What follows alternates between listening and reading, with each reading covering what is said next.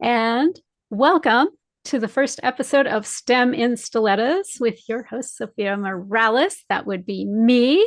And we have an amazing guest with us today. And we are going to discuss glass ceilings, busting them, and how you can make your life and your business better for recognizing these, what do I want to say, structures that are invisible around us and continue to hold us back. I will be discussing this with our guest, Latha Jay, who I will introduce in just a moment. But before I do that, I would like to introduce you to yourself a little bit. We have a quiz that I've put together. It is called the Leadership Pitfall Quiz, and it will identify the number one aspect of your leadership style that is holding you back. You can find that quiz at leadershippitfallquiz.com. It takes about 60 seconds to do, and we will be discussing some of these leadership pitfalls, specifically the ones that our guest occasionally has been known to struggle with. So I will swing on over here to introducing Latha. Latha Jay is a spiritual manifestation coach, and she blends modern knowledge with traditional wisdom. She integrates what she's learned through her life experiences, working in different healing modalities and different industries to teach people how to shift their perceptions, how to manifest, and how to live happier lives. She's passionate about guiding clients through life set and mindset modifications to transform their lives to a new experience of happiness, freedom, and love. When she's not working with clients, writing, or spending time with her family, or building courses, Latha spends her days learning from others, farming, and persistently maintaining a beginner's mindset in everything. Welcome, Latha. I'm so happy to have you here with us today. Hi, I'm so glad to be here. Thanks for having me. Yeah, I'm so excited to have this conversation. When it came to me to take this pivot out of the strictly spiritual and back more towards my roots in the corporate, in the entrepreneurial world, I was super stoked to be able to bring in some people that I know have experience in both of those worlds, because I have found it's kind of important to have both. But you can function perfectly well in the world if you don't have both. So if you're like, I don't know about this spiritual manifestation stuff, you know what? There is practical advice here too that has nothing to do with whether that resonates with you or not. So I would encourage you to hang with us because we will be bringing the practical and pragmatic as well as the mystical to bear, and probably more of the first two and just a hint of the last. So, Latha, tell us a little bit about your own, what I want to say, business and entrepreneurial journey. Yeah, sure. Right now, I run my own business as a spiritual manifestation coach, in which I coach people in improving their lives in a really dynamic way so that they can continuously have success in all areas, right? We don't just necessarily focus on one area. A lot of times people will come seek me out for help in their love life or help, monetarily, they want to make more money kind of thing. Those are probably the two biggest. Right. But the most part, it's never just those areas, right? A lot of times when we're having an issue in one area of our life, there's issues throughout that maybe we're just disregarding and we just see the flame coming from the sweat. Like, It's that's like, what the issue this is. is the burning issue right here. Right. We hear the smoke alarm going off, so we try to look for the fire, and that seems like the biggest fire at that time. But really, in truth, there's always like something else going on that's deeper. So I work with people and really trying to uncover those. And I've been running my business now for just about 15 years, which is a decent amount of time. Getting to work with thousands of different clients all around the world has been just really such a huge blessing. But before I actually got into coaching, I went to school to become a doctor. I went to medical school. I did pre-medicine as my undergraduate. I studied psychology and biology. I got a master's in also in Ayurvedic science and integrative medicine. My life in academia is extensive prior to me, stepping into coaching. And then in between, I also had a corporate life, as you had kind of briefly mentioned, in which I was working in tech and I was working, a six-figure job in New York City, just doing it, and even though it wasn't my necessarily soul calling, I still went through the motions of it. I would like to challenge that, because oftentimes we get really narrow in our definition of soul calling, and there are no wasted experiences. No, definitely not a wasted experience, not at all. But I knew it wasn't the end goal for me, Yeah. stay in corporate America, but I valued my time in corporate America. I enjoyed it. I loved the people that we met. I loved the experiences and the challenges that came forth from it. And it's all added in to become, to really like mold me into being who I am today. So I'm very, very grateful for it. I agree with you. No experience is wasted. Even when I look back in my life and I say, oh, well, I went 8 years of college and university to become a doctor, and I didn't become a doctor. I'm not an MD. I think I it's I did the wrong. same thing actually. In fact, I was on track to land a fellowship into med school.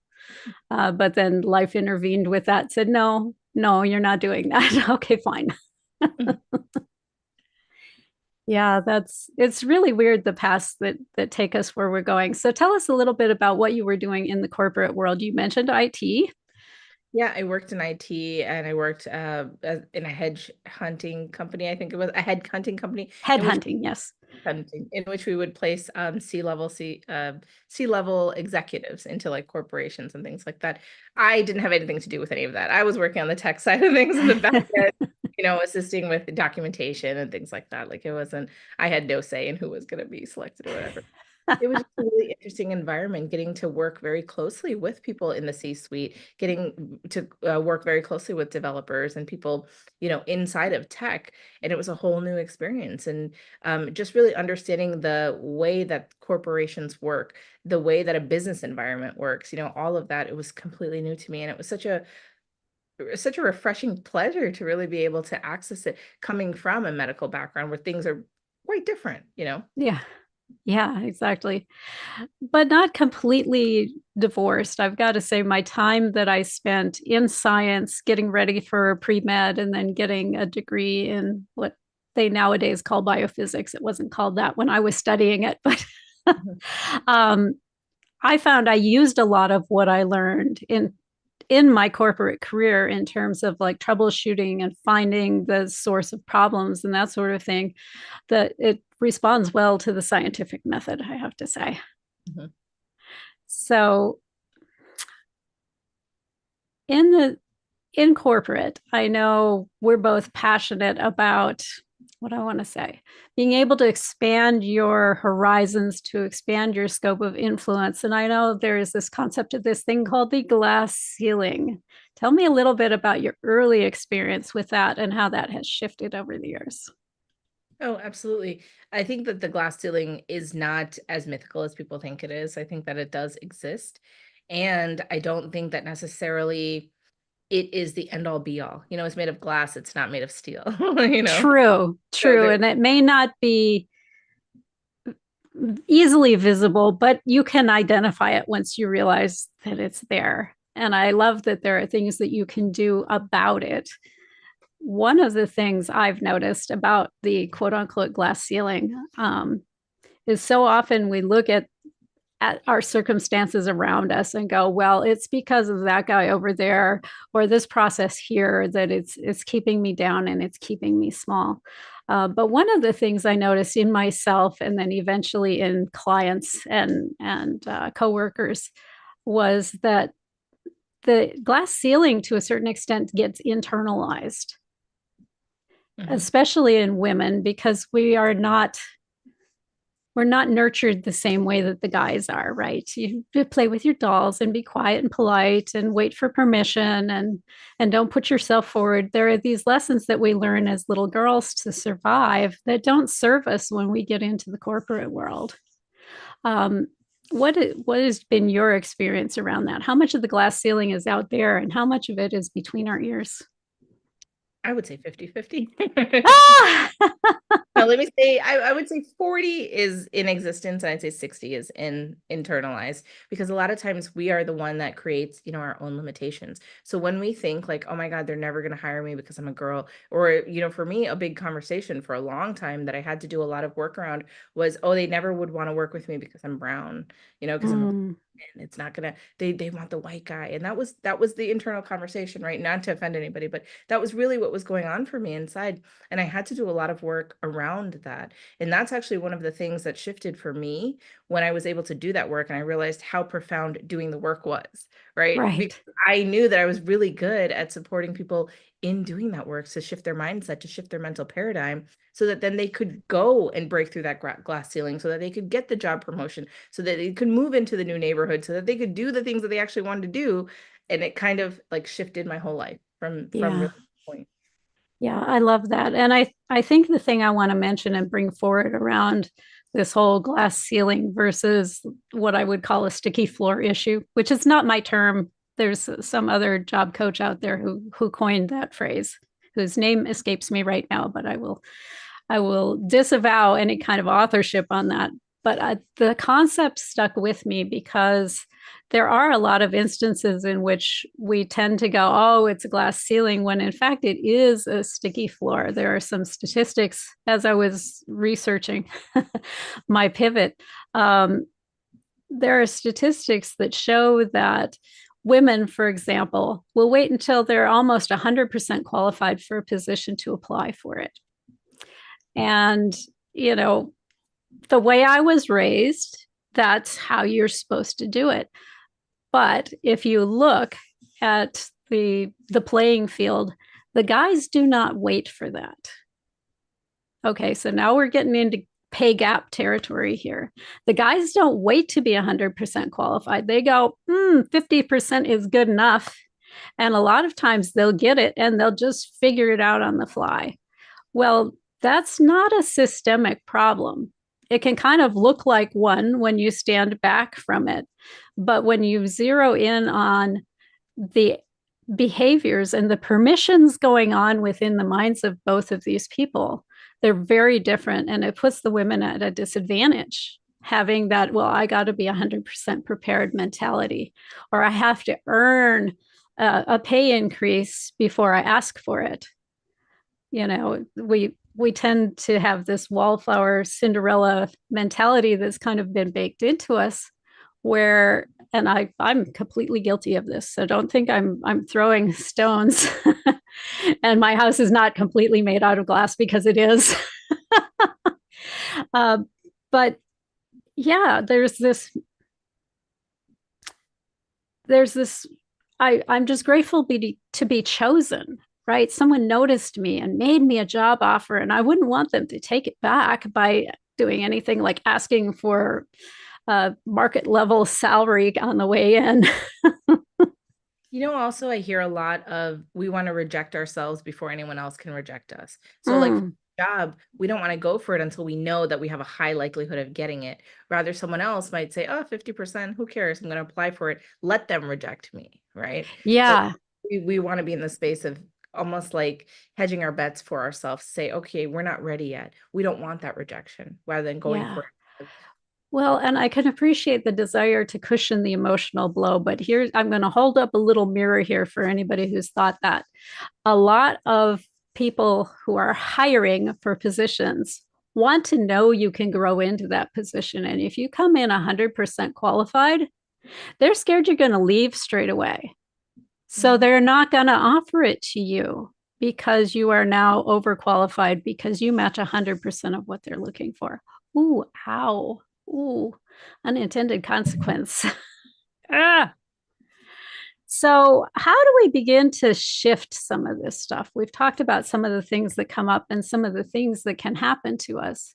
How do we start to shift some of this mentality? Because that little brain in the back of my head that goes, you're not quite there, you're not quite good enough, you're not ready to do that.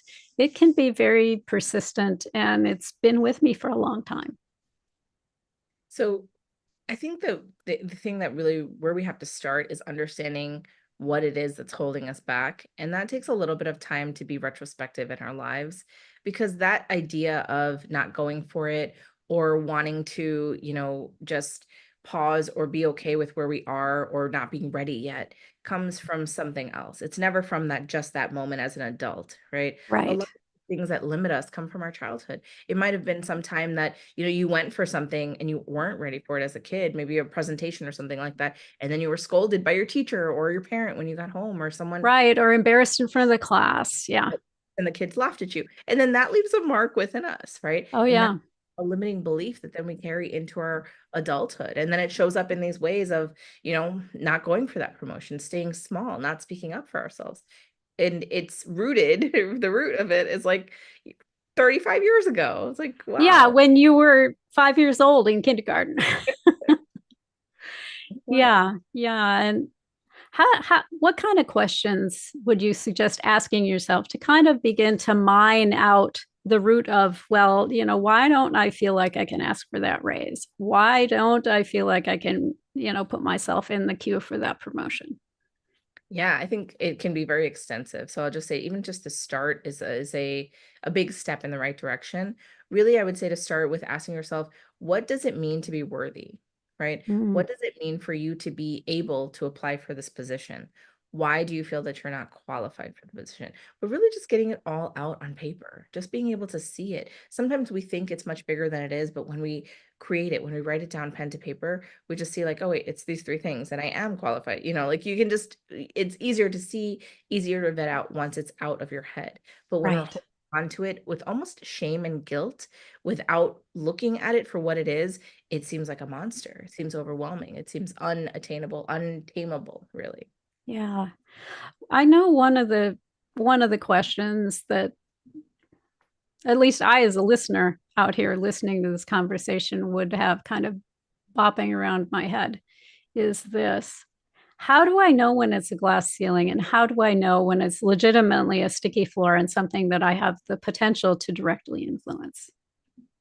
I think the big thing here is to see like, are there other people that are past that point? Then it's not a glass ceiling, right? And then that it's something more internal. Now, if everybody in that same, profession is at the same, mark, regardless of their age, gender, race, anything like that, then you can say like, oh, well, then maybe there's something here. But if you see someone else past that, then you know that that doesn't exist. Okay. And when you say someone else, you mean someone else who kind of fits your, what I want to say, external characteristics Yeah, that are being presented: female, gender, color, whatever it is. job title, also like in that space, in the company, anything like that. Beautiful. So we are coming up on our first break here already. And I would like to invite the listeners, remind you actually, get your pen, get your piece of paper, and take a couple of minutes over the break here and go to leadershippitfallquiz.com and find out what your number one leadership pitfall is.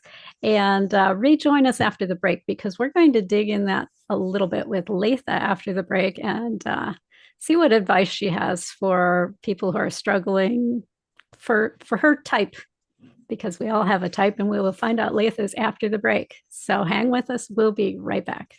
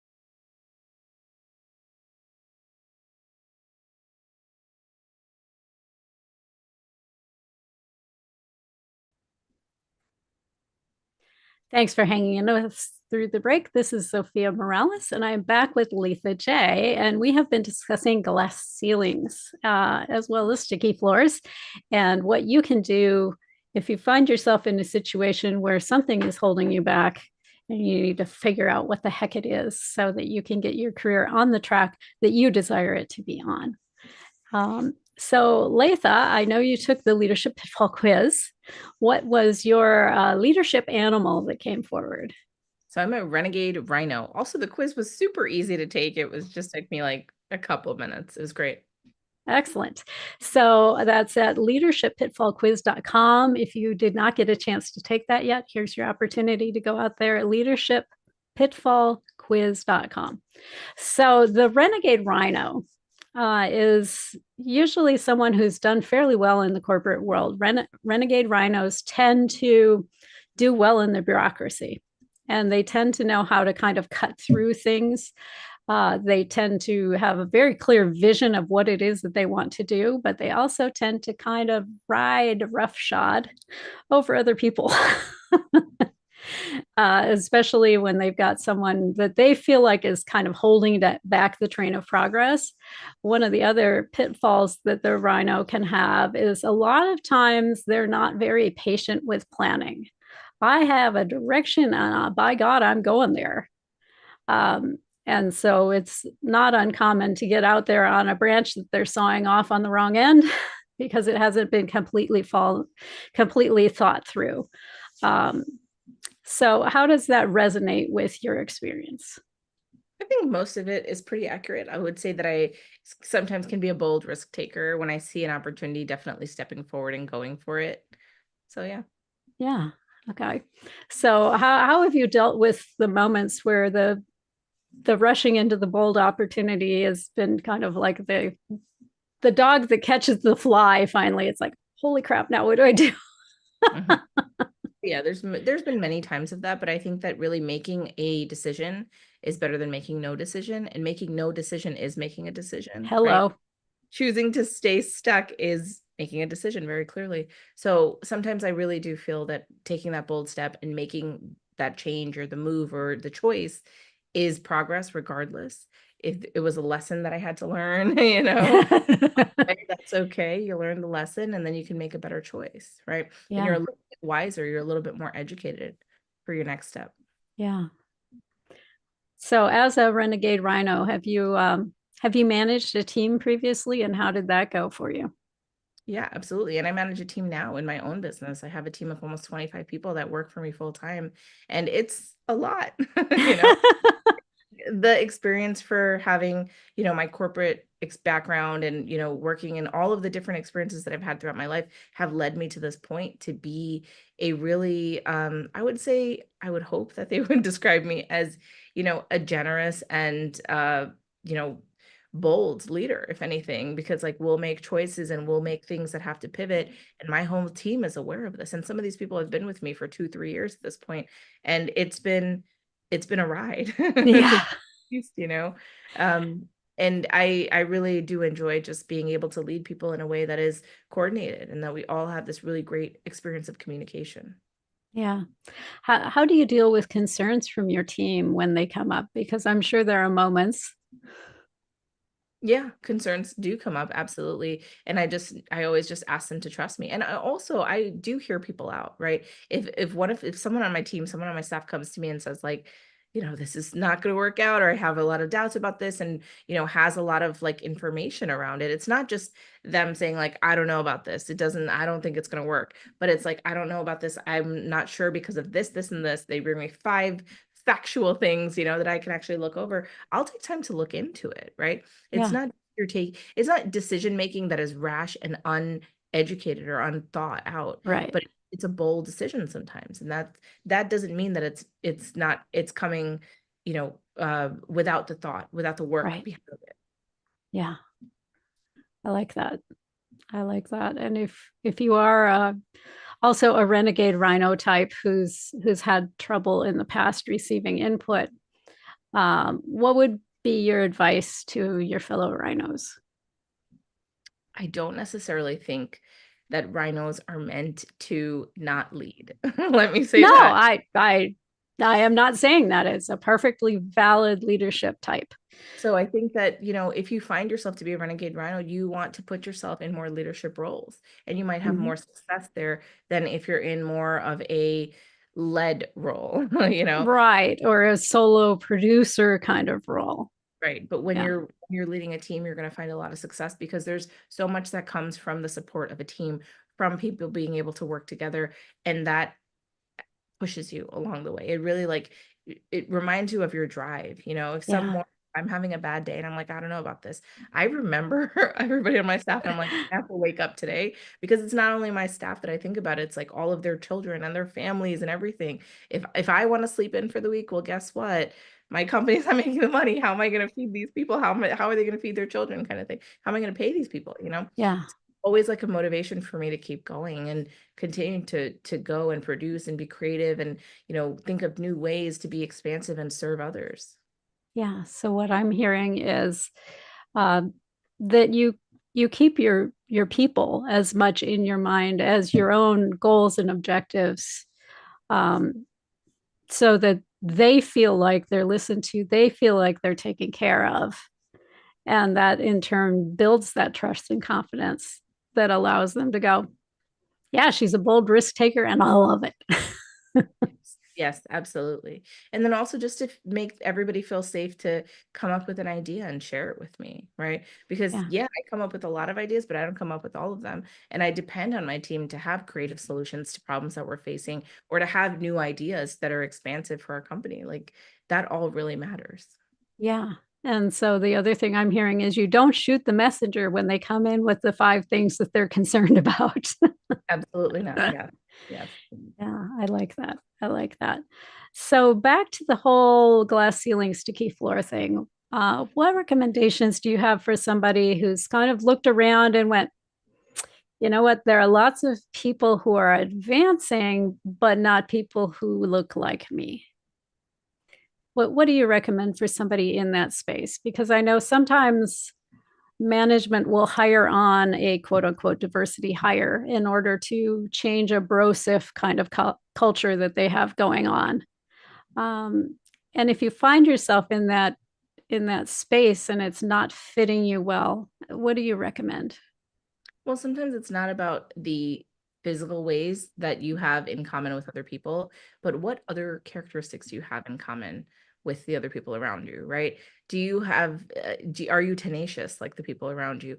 Are you, well versed in this education of whatever your company is working on, the industry that you're in? Look at all of those things, because a lot of times it goes past just your physical appearance. And I know we can get caught up on it because that's what we see front Yeah, facing. So don't let that hold you back, because a lot of times that gets in our way of our own mental paradigm, saying, I don't look like them, they're not going to accept me, rather yeah, than I am like them because I'm tenacious and I am a great leader and I have an amazing education and da, da, da, da, da, right? Like just yeah. who, And I know my shit cold. yes. Yes. Understand your true value makes such a difference. Yeah, I love that. I love that.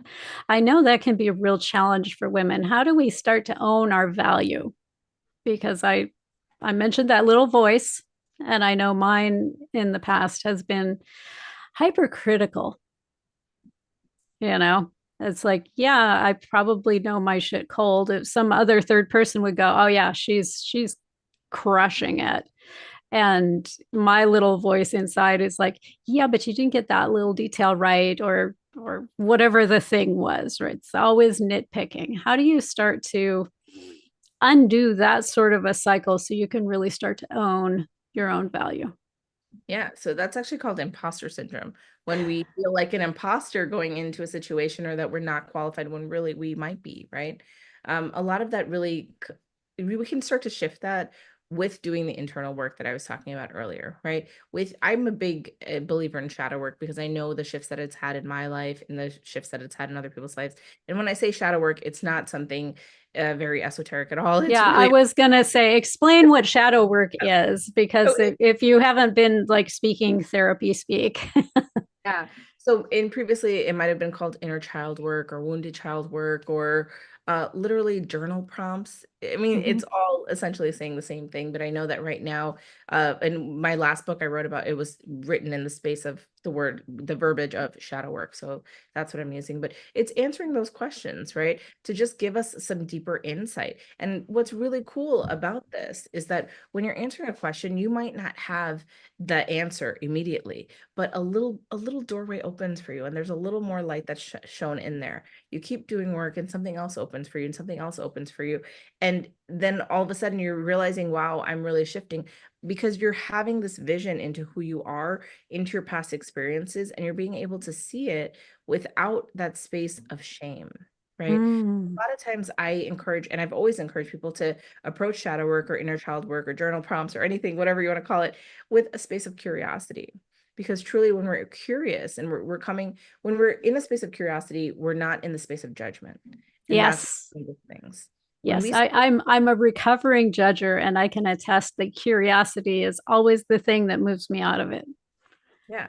And Yeah. it's so powerful to continue that work and to continue keep going, right? And it's also to be very compassionate with yourself, because sometimes when we're answering these questions, we might not like the answers that are coming up. Oh, amen. We might feel shameful because it's coming from that shameful place, or guilty about it. Like, oh my God, I would limit myself because of this, or, there's a Right. Or because this thing happened to me, a lot of times we'll take on shame that's not even ours. right. And Yeah. start protecting ourselves rather than being in that space. I always encourage people to approach this with a lot of compassion and curiosity and gentleness, and a lot of self-love in that space too. Yeah. Yeah. I like that. Oh, wow. It can be really intense to go those places. Is this something that we need to spend like hours a day writing about, or how can we approach this in a way that fits in our lives? You can spend hours a day writing about it. I don't, but if that's good for you, go for it. I will say that to the most part, a lot of my clients will spend a certain amount of time a week, or they might do like one or two questions a day kind of thing, just to continue that kind of routine that keeps going. Maybe it's like after you brush your teeth in the morning, you answer two questions, and it Right. just gets you kind of thinking, and it allows just like a little bit of opening for you in that space to get your day going. But it's really up to you. Some people will just sit down on a Friday night with a cup of tea and answer 5 questions or 6 questions or whatever it is. And it's totally up to you how you want to do that. But I actually host a really incredible group coaching program, and every week I send you new shadow work questions to work on, and they're on a variation of topics, but they largely apply to everybody. Recently, we've been talking a lot about burnout, because I've noticed Mm. people are really struggling with that after the holidays and everything like that, dealing with work and job and kids and whatever else is going Right. on. And then trying to be the hostess with the mostess, and Yes. make the perfect Christmas for your children. And yeah. Hmm. Still showing up and being social and everything. I just noticed a lot of my clients were feeling that deep sense of burnout. So we started really like working on that and answering more questions about that. But I mean, like you can create shadow work questions and answer questions around any area of your life, around the space of feeling like an imposter in your own industry, around the space of feeling worthy, of feeling loved or lovable. Give us an example of a shadow work question. Sure. Oh my gosh, I have tons of shadow work questions. Give me one sec. Let me pull it up. Let's make it around the career space. Around career space. Okay, well, let's Yes. talk about, well, a lot of that comes from limiting beliefs. Okay, so I do have some shadow work questions here that I just recently wrote, so we can kind of talk about that if that's okay. Yeah, sure. Okay, so around limiting beliefs, shadow work questions. These questions are really meant to help you to uncover the root of a limiting belief, and then to give you some guidance on providing a pathway towards releasing it and possibly replacing it with a perspective that's more empowering. Yes. So here's one of the questions. What reoccurring negative thoughts or beliefs about myself do I notice when there might and where might they have originated from? Mm. Reoccurring, It's a two-parter. yes. So, what reoccurring negative thoughts or beliefs about myself do I notice, and where might they have originated from? So, you would answer that question in whatever way felt comfortable. The second question after that is, how have these limiting beliefs influenced my decisions, actions, or relationships in my life? So now that question really helps us to kind of identify patterns that might be coming up for us, and just to see, what's really there? Where have I seen this before? Where has Right. it occurred in my life previously. I've got a couple more. Do you want me to go through them Yeah, or? sure. Go for it. I love the first two. And I guess the thing I want to say around the first one is if you haven't been observing your thoughts, if this is a new concept to you, it's not like you have to answer this right now. You can have a little notebook that you carry around in your pocket, or you can put a note on your phone when you get that negative voice coming up that's like, oh, they don't want to hear this idea, right? Or whatever that thought is. And just kind of, oh, well, there it is, write it down. There. And you'll start to accumulate quite the interesting list. Yeah, and that's really interesting that you were saying that, because let me just read the third question to you guys. It's, Sure.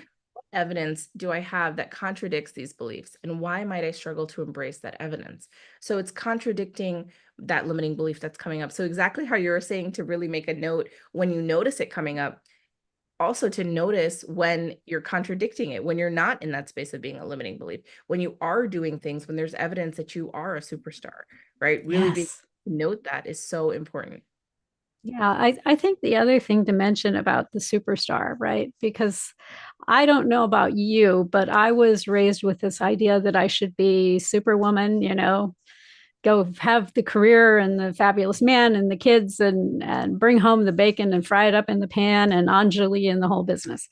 But the truth of the matter is, we're more of one than the other, right? A lot of times there are certain aspects of ourselves that are more fabulous than other aspects of ourselves, and that's okay. You don't have to be a superstar in all of the areas. Just accept the areas in which you are a superstar. I mean, also, I think It's okay. you can redefine what it means to be a superstar. Superstar Yeah, doesn't necessarily mean 100% in every area, but it means that you're doing your best and you're putting your best forward, whatever that looks like for you. I love that. I love that. So you said there were four areas. Four One, areas. well, we had discussed noting your repeating cycles. Um, oh gosh, my brain has turned to Swiss cheese. How we were talking about the different areas to Yes. identify your life and look. Oh, we were mentioning the physical, the mental, the spiritual, and the work related, or the career Okay. areas. Very good. Very good. Okay, so we are coming up on our second break. Uh, I would invite you to pick one of those questions to just start with quickly over the break. You don't have to complete an answer. I just want you to start, because a journey of a million miles starts with one step. And so here's your opportunity to take one step while we're listening to the sponsors of our fine show. And so remind us of that first question, because you said it so nicely. Sure. So, what reoccurring negative thoughts or beliefs about myself do I notice, and where might they have originated? Love that. So spend a little time with that question over the break and hang with us. We'll be right back.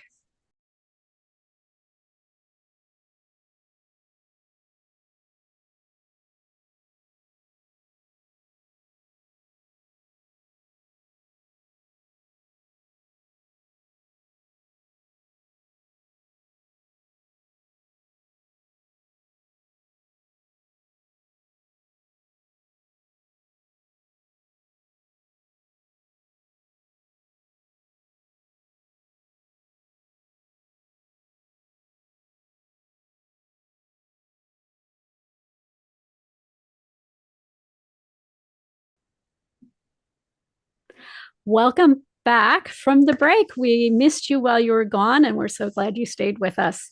So I hope you had a nice little start on answering that question about where you see these recurring negative thoughts.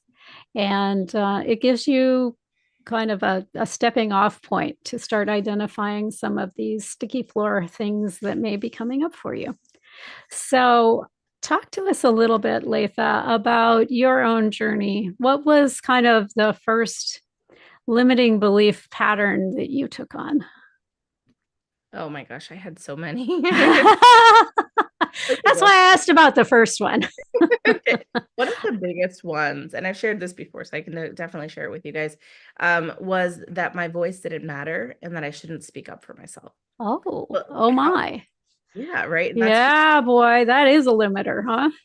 and how it showed up in my life was just like not really taking that step, not being the bold renegade rhino, not being the person that would ask for the promotion or ask the cute guy out, or being able to really like make moves in my life. And I found my life to be very plateauing to a Yeah. sense.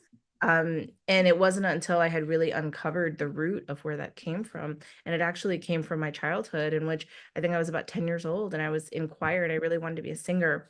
And one day in choir practice, my choir teacher actually called me down from the bleachers and Uh-oh. said, "Hey, you have a terrible voice. You can't sing. You probably shouldn't even speak," like making a joke kind of out of it. Whoa. The 40 plus kids on the bleachers were just roaring in uproarious laughter. And I was just like, Oh my God. Not only did she say it, but she said it in front of everybody. everybody. And I could have just crumbled into, I could have spontaneously combusted at that point. I was so embarrassed. Well, And and I talk about taking the joy out of the thing. Yeah. Jeez. Yeah. I mean, that was the last day I ever, was in choir. But the thing was, like, I carried that idea from that teacher for so many years, for decades. This was extending into my 20s. And the thing is, now when I look back upon it, I'm so grateful that I was able to do the shadow work and to uncover that. Because if you know anything about me now, I make videos online teaching people about this, I come to podcasts and do summits and do public speaking and everything like that. I use my voice every single day. I've written books that have impacted millions of people. And the thing is, that's my voice. And sometimes what is our limiting belief is just trying to suppress our brightest light. Oh, isn't that something? Yeah, that's one of the things I've noticed is the thing you most want is behind that door labeled fear. Yeah, for sure. And so the best thing you can do for yourself and your dreams is to turn around and face whatever that is. And I promise you, it's not as big and scary as you think it is, Yeah. because we do know how to build it up in our minds. That's for sure. That is for sure. So, how did you start down that road? What was the thing that kind of pushed you to take that one on? Because that's a big one. Yeah, I mean, I just noticed that my life wasn't going the way that I wanted to go. I had desires for things to really shift in my life, but nothing was really shifting. And it wasn't until I was really uncovering all of these things about me that I even noticed that there was a missing. Like, why wasn't I? When there was an opportunity for a job promotion or anything like that, and that voice came up like, "Oh, don't apply for it. You're not gonna get it. Don't apply for it. Don't speak up," kind of thing. I'd be like, what is that? Yeah, yeah. I'd just Wait a actually second. yeah, just like hear it and be like, wait, what? Why don't I This want it? is like diametrically opposed to what I say that I want. To Yeah. my so where's that fear coming from? And it was really in that investigation of fear that these things kind of opened up for me, that I was able to see like, oh wait, this goes far back, not it's not what's happening now as me as a young woman. This is happening as a child that was, in a space of wanting to protect themselves. So I had created this belief that, I shouldn't speak up, because if I don't speak up, I won't get hurt. And Yes. for so long, but it was no longer serving me in that way. And Yeah. I knew, Well, and the interesting thing is you weren't being hurt in an immediate sense, right? There's no immediate rejection. Okay. But you are being hurt in a broader sense, in that you're not getting the things that you want out of this world. yep. Yeah. Well, and that's the interesting thing about that internal voice. It has a tendency to be a little misguided in the ways that it's trying to keep you safe. I know Yeah. when I started working with my internal voice, I found that curiosity, again, like you mentioned, curiosity can open the door. I started to get curious about why it was doing the things it was doing in the way it was doing it, because it was really hurtful. I would never talk to another person the way that voice spoke to me. Never.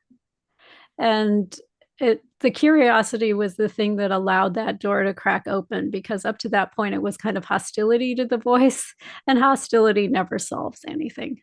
Mhm. um, and so getting curious about the voice and why it's there and why it's doing what it's doing and having that conversation with it was really enlightening to me. And I know there are probably people out there going, okay, she's ready for the rubber room. It's like, no, you can talk to yourself and not be crazy. It's okay. Space of introspection, it's not Yeah. like there's many varieties of talking to yourself. Let me just say that, but it's really like what we're talking about is being introspective and reflecting on your life, on the things that have happened, on your past, on maybe why you think a certain way. And I think that that can be so beneficial because a lot of times we just kind of go through life thinking that's how it is. I shouldn't speak up. That's just how it is. Yeah. And it's only until we stop and we look into it that we can actually shift that. Yeah. I love that. I love that. So tell us a little bit about how the listeners might be able to engage with you. If they're finding what you're telling them intriguing, what are some of the options for getting in touch with you? I know we've got some stuff in the liner notes, your social media links, that kind of thing. But what do you have coming up that's a little more structured? Yeah, absolutely. I would love for you guys to reach out to me at my website. It's www.lathajay.com. That's LATHAJAY.com. And of course, you can find me on social media, YouTube, TikTok, Instagram, Facebook, all. At least as of January 13th, 2025, you can find her on TikTok. I know where TikTok's going to go, but at the time that this is published, it might not be in existence anymore. So anyways, but you can find me on all the social medias and everything like that. And I do offer some really incredible programs, and I have an amazing group coaching program. It's actually called Journey, because I actually heard you say this before. Every journey starts with, every 1,000-step journey starts with one step. And and I just really do feel very called to that. I've been running it now for 4 years. It's an incredible program. And we have such amazing results. Then, like I said, we send out shadow work questions every single week so people can continue that growth at their own pace. We're not grading it or anything, right? But it's like it's there for you, and it's an opportunity for you to just kind of investigate into your life and continue to look. And I also offer mentorship programs, which is just it's a smaller group. And then, of course, one-on-one coaching as well. And I'm always available to kind of have conversations with people. You can always reach out to me on social media as well. Yeah. I know a lot of times as an entrepreneur, we get very focused on our particular goal, whatever it is, get that minimum viable product out there, get the money from the investor, do the thing.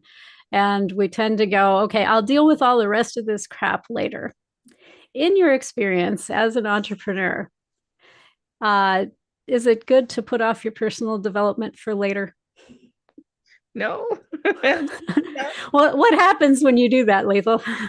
Well, the thing is, when we're not actually, it's not taking care of our own needs, right? You can only go so far. If you think about it, think of it like a car. If I only fill a car up with a gallon of gas, I can only go whatever that gallon of gas will take me.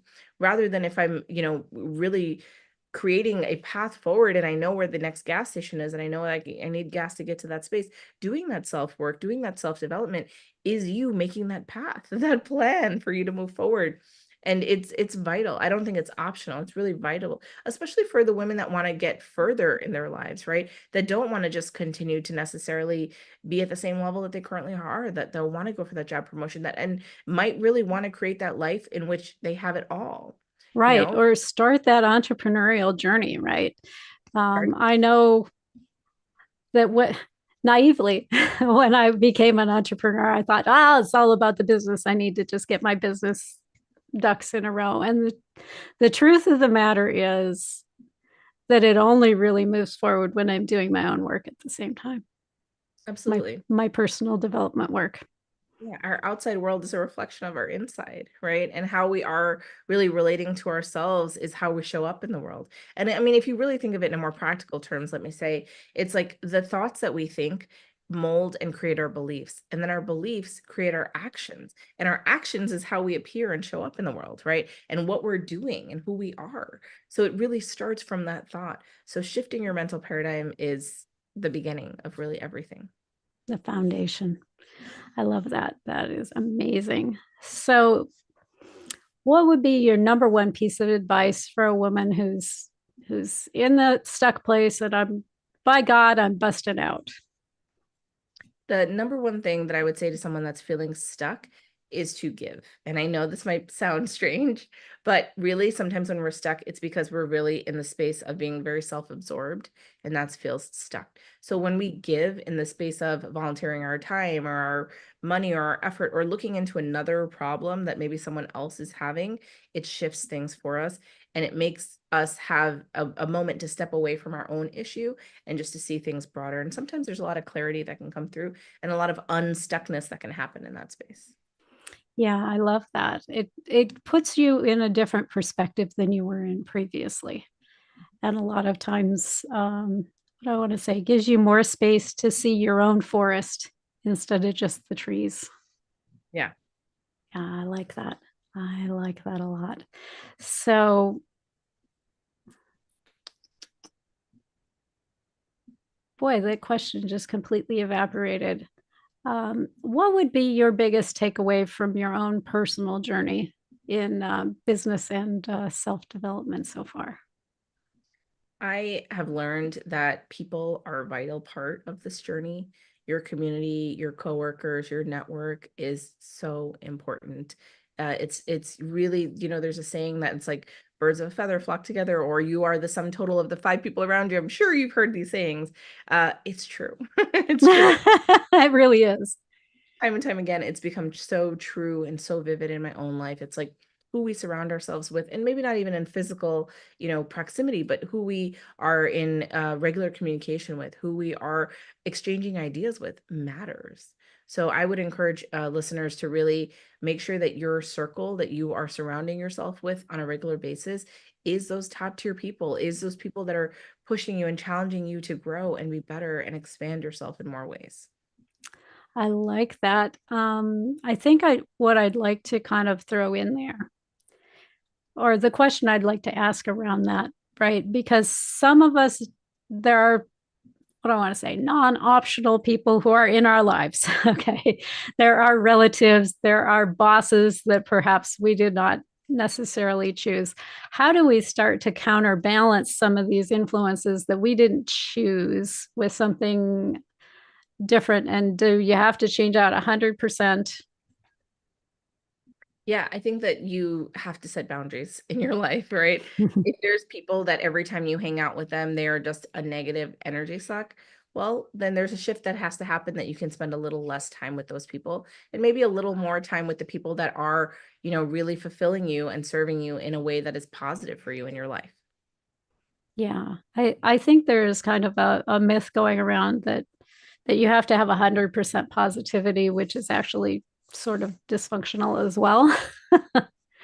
um, I like that answer because you can, what do I want to say, set an emotional boundary. Okay, if there's a toxic relationship at work that you can't avoid, you can at least prepare yourself going into that with, okay, I'm not going to take this personally. The stuff that's coming from this person is not personal, and kind of set your own mind frame as you're going in there instead of allowing their condition to affect yours, if that makes sense. Does that make sense to you? Yeah, Right. absolutely. Here's an example from my own life. When my father came to live with me, when he couldn't live on his own anymore, he'd previously been a guest in my house as opposed to a resident in my house. And when I would serve him a meal as a guest in my house, he would be very appreciative and compliments and all this kind of thing. But something clicked when he became a resident of the house, and it was my duty to provide that meal.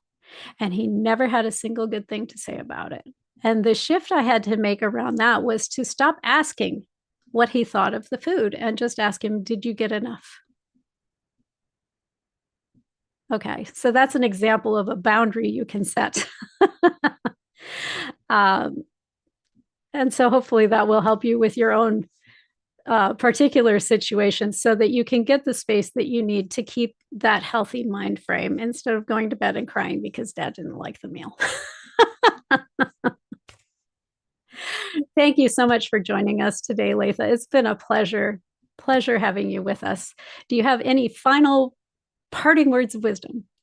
Well, thanks so much for having me. I really appreciate it. I just want to encourage people to really be able to do that internal work and feel empowered. And I know that the large viewership of this podcast are going to be women and people that are in, CEOs and corporations, let me say, that are working up. I just want you to know that you can make a difference and that, just continue to work towards it, work towards your goals, and don't let anything externally stop you. As long as you're doing the internal work, it can't. I love that. I think the other thing that I'd like to kind of wrap with is a lot of times things that we are quote unquote ashamed of, the skeleton in the closet. A lot of times what you need to do is just lean into it. Open the door on that closet, bring that skeleton out and let it dance. And that releases a ton of the shame around it, and no one can use it to manipulate you once you've completely owned it.